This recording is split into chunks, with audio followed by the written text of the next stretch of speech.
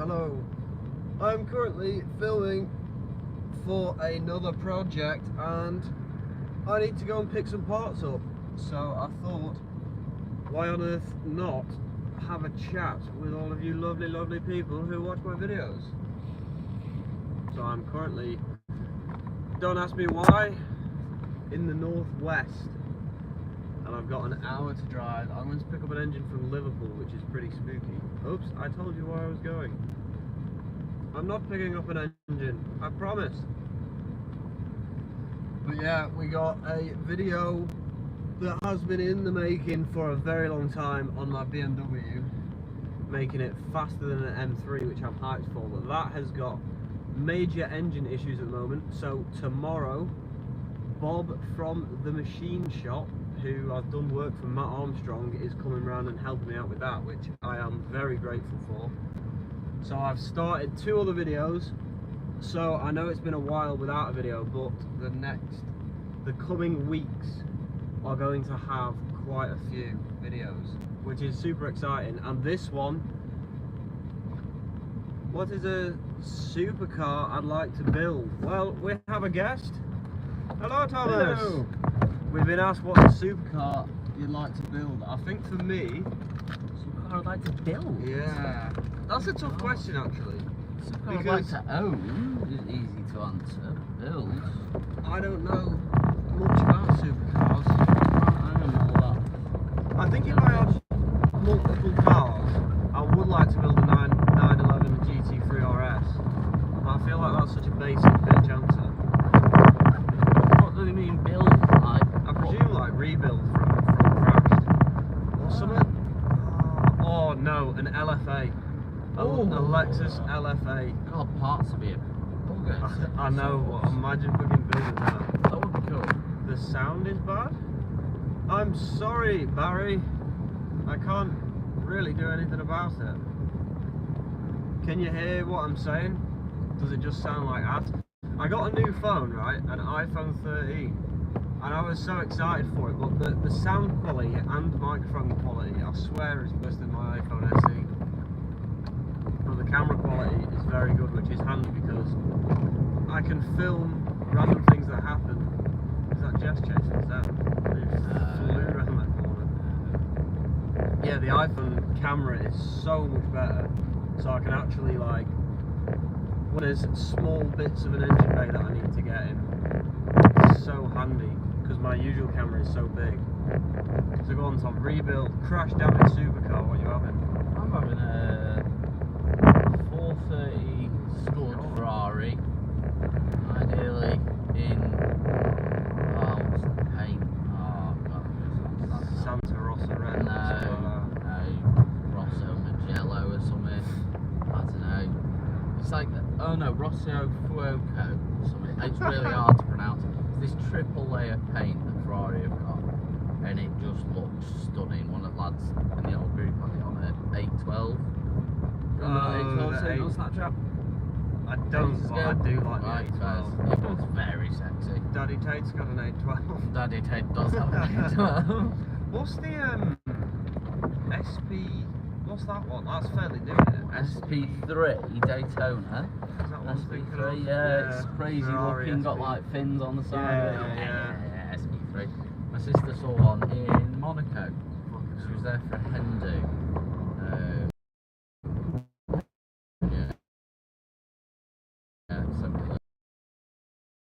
Besides valets, we've got like 2 billion amount of supercars around. Yeah, that is mental. Like, the fucking, when she got to I don't know, it was like 3 weeks ago. I was going to Monaco. I got invited. Why didn't you go? Because we were planning a driving trip and I didn't want to go on a different driving trip. Plus the money was astronomical. It was with the old driving boys. One of the lads is getting married. What's it called? They're starting in Seville, top of Spain, going all the way across the Pyrenees, and then into Monaco, and then up through the Alps, and then back home. That would cost a fucking. So I estimate just in driving costs, just in fuel, it'd be upwards of about £2 grand. grand. 2 grand. In my car. Fucking hell. For the routes that they wanted to do. How many miles was it? I can't remember honestly. But they gave us all the points along the way where they're staying. And it was in hotels. So I was like, I could afford it, but I would also be spending money that I want to watch other places. Yeah. Not. No, don't indicate you done bitch.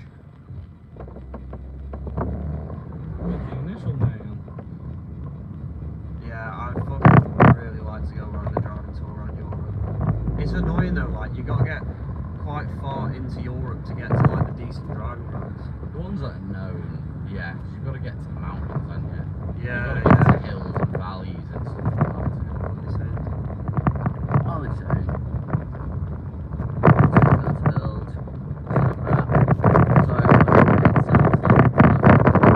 I've turned the aircon off, might be that.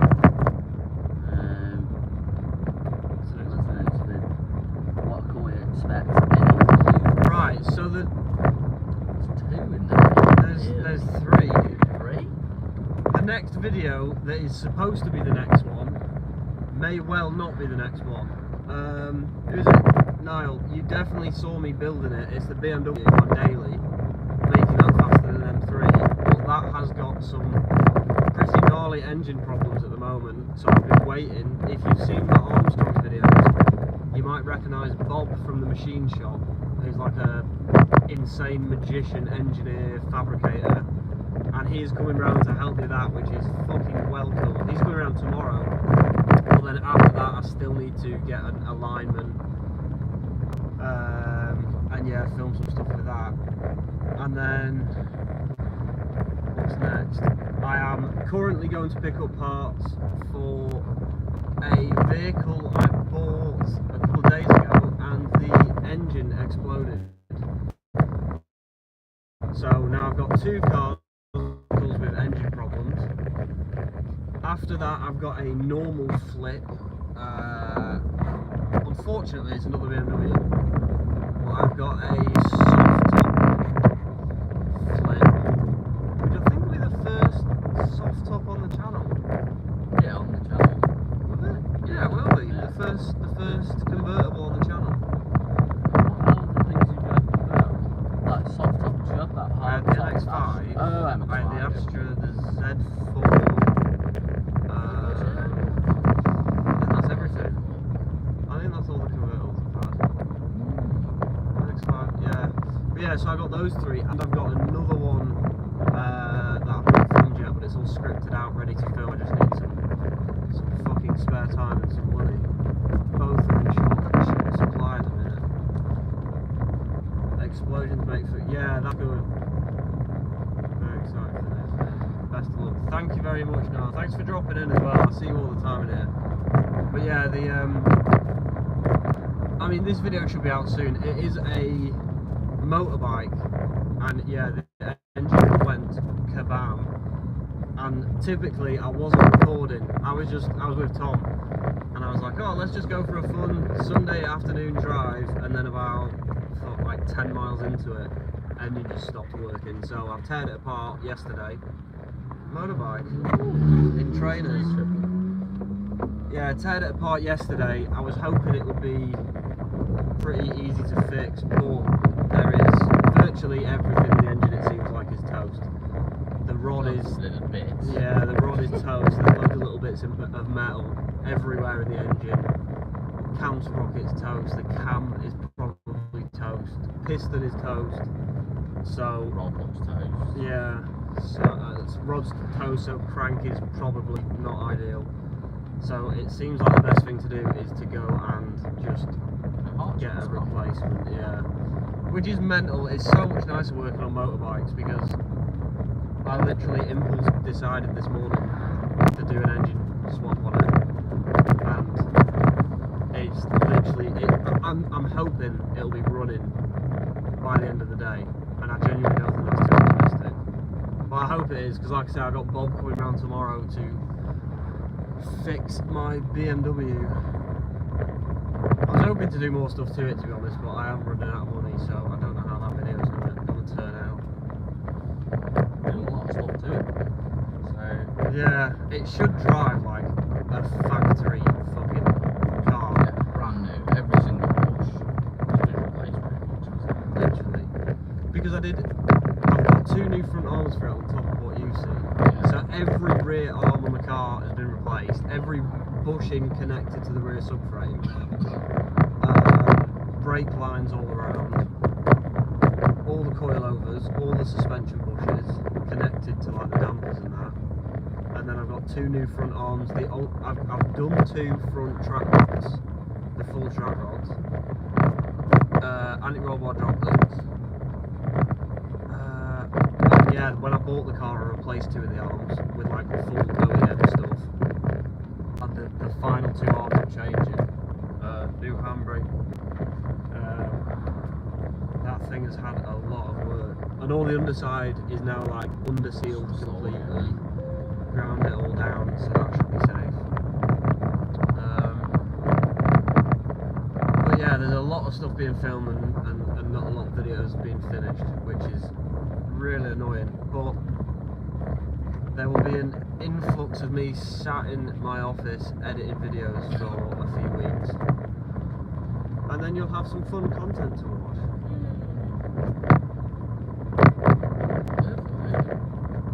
Fucked if I know. I actually fucking hate driving without like my fucking ways there. It's just fucking, yeah, I feel harsh. But you know, like looking at the speed. Because yeah. I'm so like nervous now. I never look at, like, I use Waze all the time, so I'm not used to actually. Yeah. The speed, I just never look at speed signs anymore. I just wait for Waze to tell me what it is. Speed limit. Oh no.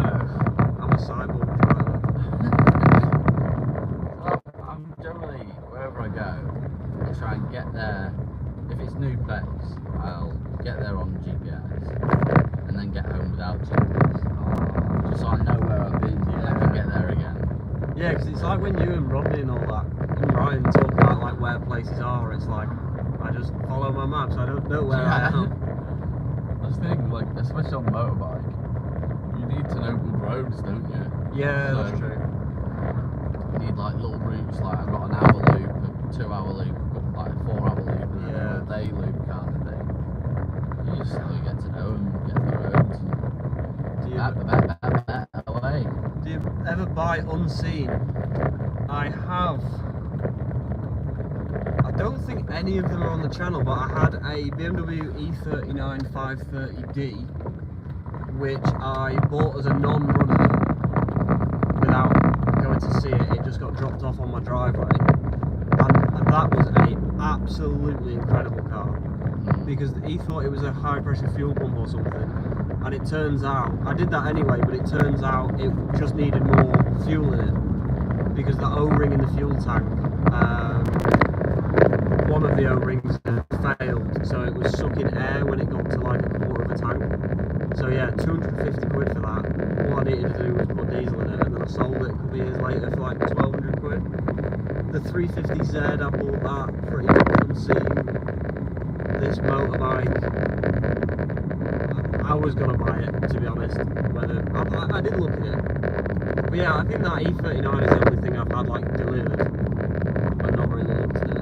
The Corsa that was on the channel, I went to see that in pitch black, and yeah, that was pretty much unseen. Again, I was gonna put it on the back of a trailer, regardless of what it looked like. But yeah, it is annoying because I've done so many projects before I started YouTube that aren't filmed, and a lot of them would have been such good content. I hate the word content. It's for content. What else could you call it? It's media? That's a bit rubbish, to be honest. Yeah, I suppose it is the right word, isn't it? It just sounds so. I'm a YouTuber. For shenanigans. Yeah. It's been so weird recently because I quit my job recently, and now I've had it like 3 times and people are like, oh, what do you do for a living? And I don't know whether to say what I did or just say I'm in social media, because I don't want to I don't know, it just sounds ridiculous being like, what do you do? I do YouTube. I don't have a proper job. What's the worst job I've ever done? The first thing that comes to mind is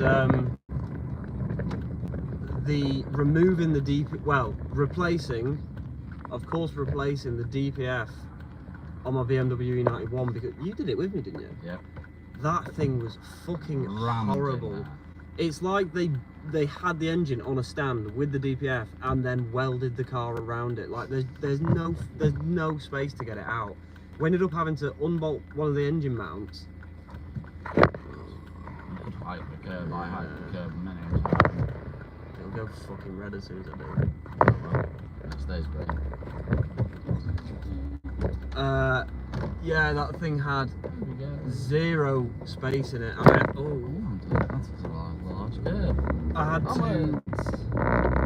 loosen one of the engine mounts, get a ratchet strap, tie the ratchet strap around the lamp post, and tighten it until the engine tilted far enough that there was space to get the DPF. Luckily, my new DPF replacement was an awful lot smaller. Officer. Specifically 3.5 inches wide. What a coincidence. I don't know,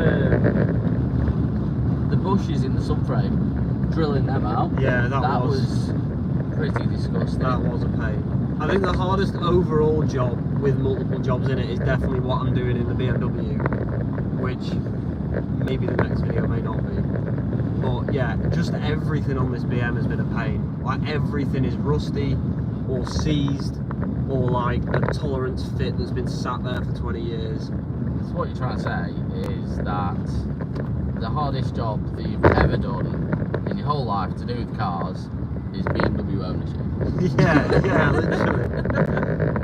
Yeah, I can't think of any other horrendous jobs that I've done. The Z4 roof motor was quite a pain, but that's because I was putting myself inside the boot to try and remove the motor. Yeah, and then turns out me and Tom were just like, oh, let's just do it, we'll just take the roof off, and it literally took like 20 minutes. Taking engine out of the GT86 several times. Again, yeah, not a hard job, but annoying by the end of it. Yeah, the whole thing was long and arduous, but actually taking the engine out of a GT86 was very, very easy. Especially because I had no front end on the car anyway. What's most frustrating? The GT86 was by far the most frustrating. Because it was just, the problem with that was I was borrowing my friend's unit, work on it on the week, and then I'd find out I didn't have the right parts for it, and I'd have to put the whole car back together so that I could take it out of the unit and try again next weekend. So that's why it took fucking months to do like 2 weeks of work. So that was a real pain. And I'll tell you what, I did it on the channel. The only problem I've never been able to fix on a car so far is the Audi TT. So if you haven't seen that video, go and watch it. But basically the fuel gauge, it just had a mind of its own. It kept reading random numbers. Oh, what have I seen? And I think it turned out, rev this, you won't hear anything if I rev this. This is my mother's car. It's a 2 litre 4-pot Volvo diesel. Swedish power. Why in the second lane if you're gonna take off like my grandma? You fucking morons. The bimmers. I'm getting past you, you fucking piece of shit.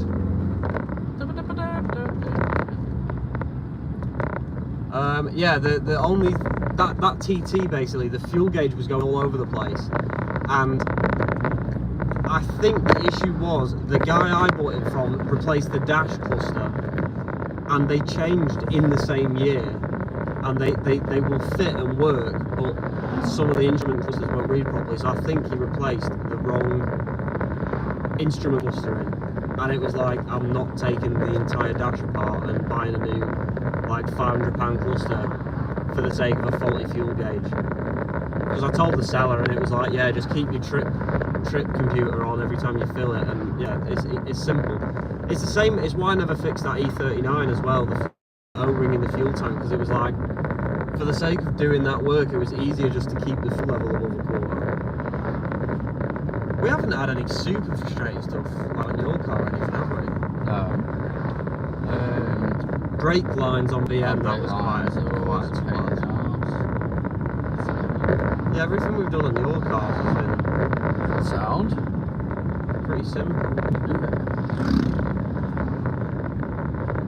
But that can't be right, because I'm sure fucking working on cars is No, it's always always a bad frustrating. Clutch alignments every single time. Yeah, every time I either forget to buy a clutch alignment tool, or the tool I've put is wrong, so I end up having to like try and align a clutch by eye.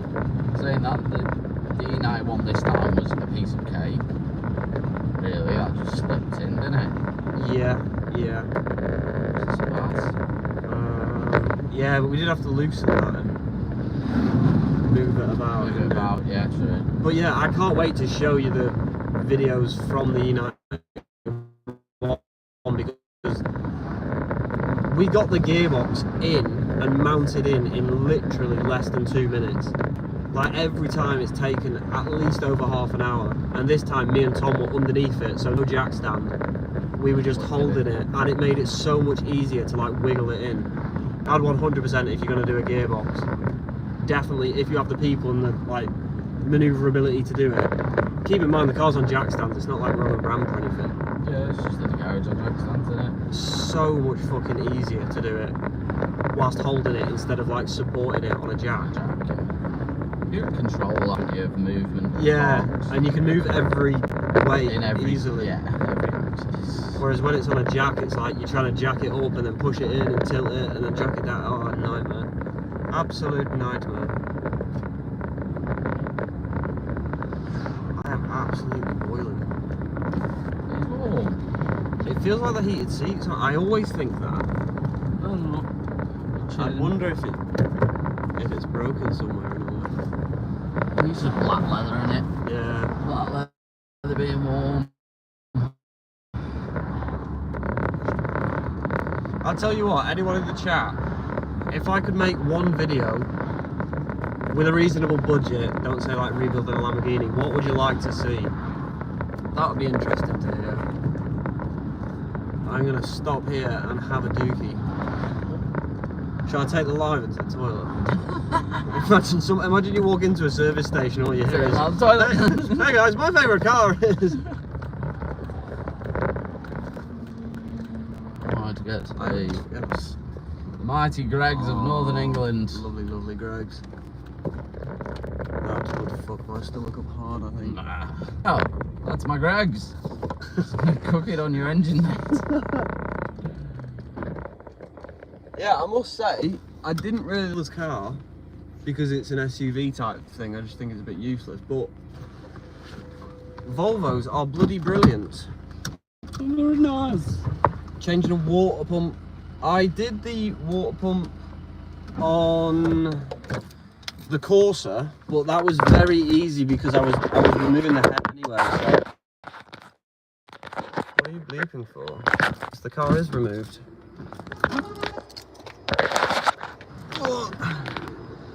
Yeah, water pump. I did it on the Corsa, so you can watch that video. But that was super easy because I was already taking the head off to do the head gasket. So. I mean, it was already there. What if you were just doing a water pump on its own? I mean, I wouldn't do that. I'd do timing chain oil pump because it is a big job. It is rattling. Oh, it's rattling. I see. I'm good, mate. Thank you. Right, I'm going to nip to the bathroom and then I will be back on live. Give me a minute. Love you guys.